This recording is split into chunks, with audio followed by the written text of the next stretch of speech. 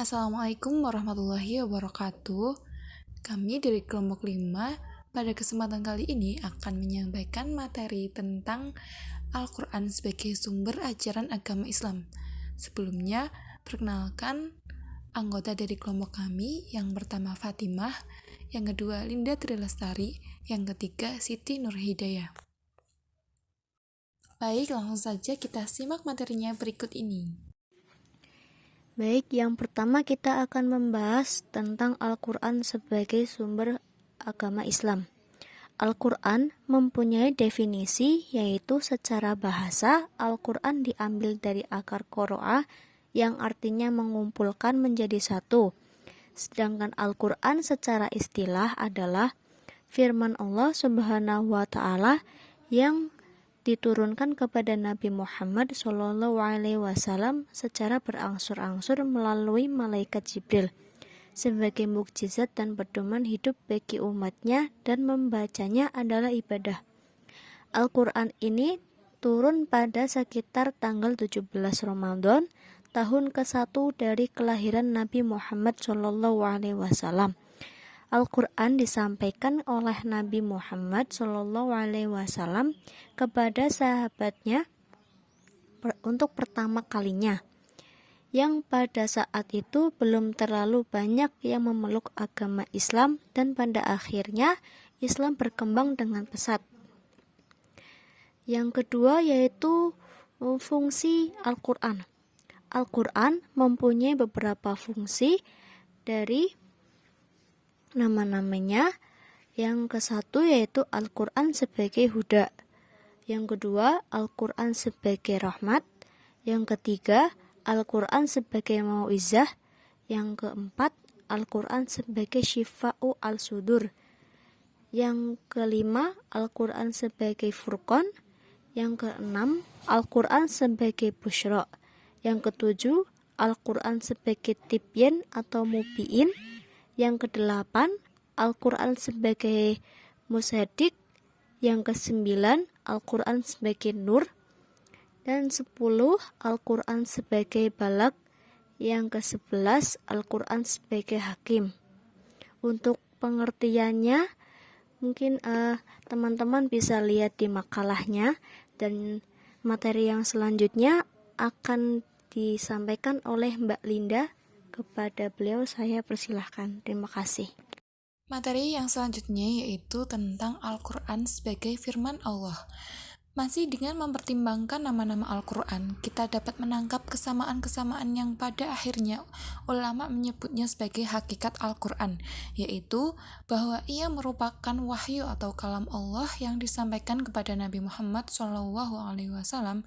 Isinya penuh dengan ilmu yang terbebas dari keraguan, kecurangan, pertentangan, dan kejahilan. Ia juga merupakan penjelmaan dari kebenaran, keseimbangan pemikiran, dan karunia. Sebagai wahyu, Al-Quran bukan pikiran dan ciptaan Nabi Muhammad SAW. Oleh karena itu, mereka yang mengatakan bahwa Al-Quran itu pikiran dan ciptaan Nabi Muhammad SAW tidak benar dan tidak dapat dipertanggungjawabkan. Perdebatan sekitar otentitas Al-Quran sebagai firman Allah telah terjadi ketika Al-Quran diturunkan. Oleh karena itu, Allah menentang kepada para penentang Al-Quran untuk membuat satu surat yang semisal dengan Al-Quran.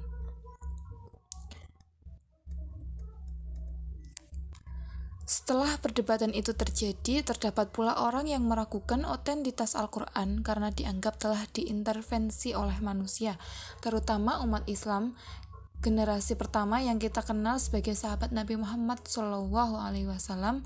Allah menjamin bahwa Al-Quran dipelihara dengan sebaik-baiknya. Allah Subhanahu wa Ta'ala berfirman pada surat Al-Hijr ayat 9 yang artinya, sesungguhnya kamilah yang menurunkan Al-Quran dan sesungguhnya kami benar-benar memeliharanya. Demikianlah kedudukan Al-Quran sebagai firman Allah Subhanahu wa Ta'ala. Berdasarkan substansinya, Al-Quran bukanlah ciptaan Nabi Muhammad. Ia dipelihara oleh Allah yang mewahyukannya. Selain sebagai firman Allah kepada Nabi Muhammad SAW, Al-Quran juga sebagai mukjizat yang diterima oleh Nabi Muhammad SAW. Mukjizat sendiri berarti sesuatu yang melemahkan atau perkara yang keluar dari kebiasaan atau amruh hari julil adah. Dikatakan sebagai mukjizat karena pada saat itu masyarakat Arab jahiliyah pandai dalam membuat sastra Arab atau syair. Sastra Arab pada saat itu berada dalam puncak kejayaan sehingga membuat manusia berbondong-bondong, berlomba-lomba dalam membuat syair. Syair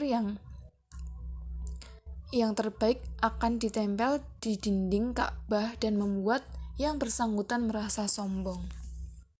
Secara bahasa, arti ulumul Quran berasal dari kata ulum dan Al-Quran.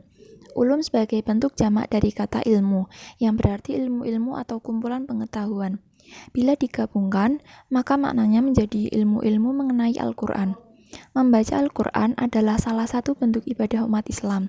Karena merupakan salah satu ibadah, tentu Allah akan membalas ibadah tersebut dengan banyak sekali kebaikan.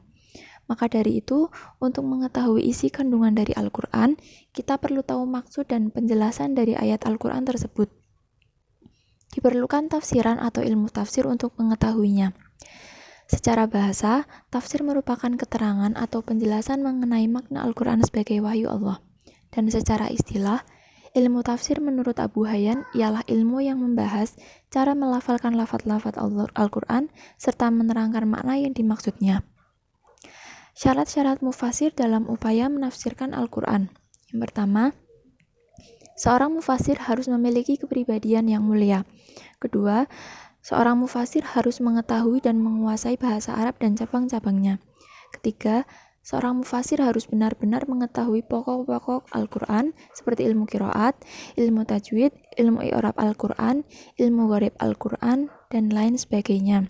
Keempat, seorang mufasir dalam menafsirkan ayat-ayat Al-Quran seharusnya mengambil referensi atau rujukan dari tafsir-tafsir yang muktabar untuk dianalisis secara kritis dengan tafsir-tafsir lainnya.